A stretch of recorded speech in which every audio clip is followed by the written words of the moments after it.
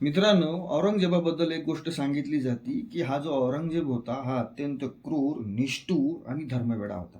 पण तुम्हाला एक गोष्ट माहिती आहे का, की शहाजहान नंतर औरंगजेब हा बादशाह होणारच नव्हता.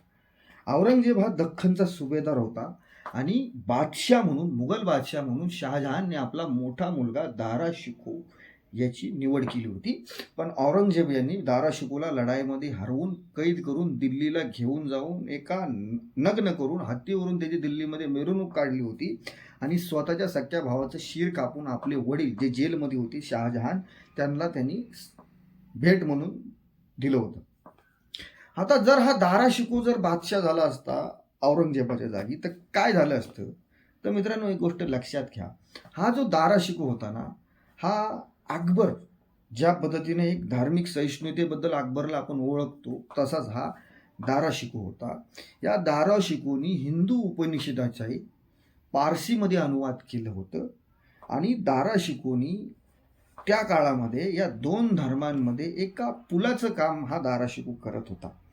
दारा शिकोह हा धार्मिक सहिष्णू होता, सर्व धर्मांचा आदर करणारा दारा शिकोह होता आणि दारा शिकोहनी खास करून आग्र्यामध्ये असणारे जे हिंदू सर्व एक हिंदू मोठा वर्ग होता, त्या वर्गामध्ये दारा शिकोहला खूप मोठा मान असतो.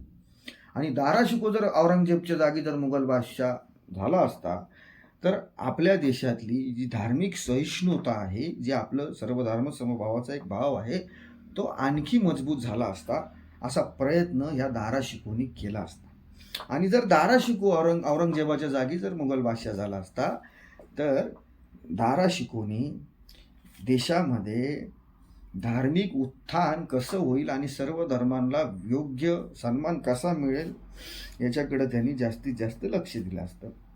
मित्रांनो, औरंगजेबाच्या जागी जर दारा शिकोह जर मुघल बादशाह झाला असता, जसं औरंगजेबाने सोमनाथाचं मंदिर पाडलं, औरंगजेबाने काशी विश्वनाथाचं मंदिर पाडलं, औरंगजेबाने चैतन्य मंदिर पाडलं, तसं मंदिर आणि त्याचबरोबर जे पूर्ण एका मेवाडमध्ये फक्त एकट्या औरंगजेबाने 260 मंदिरं पाडले होते.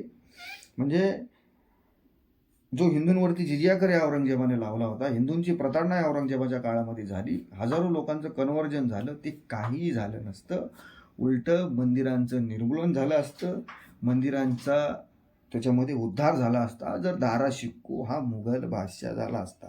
पण इतिहासाला वेगळंच पाहिजे होतं की जो माणूस कॅपेबल होता, जो माणूस धार्मिक सहिष्णू होता, सर्व धर्मांना बरोबर घेऊन चालणारा जो माणूस होता, त्याची हत्या त्याच्या निष्ठुर क्रूर भावाने केली आणि स्वतः आपल्या बापाला जेलमध्ये टाकून आपल्या 3 भावांना मारून हा औरंगजेब दिल्लीच्या गादीवरती बसला आणि आलमगीर बादशाह झाला.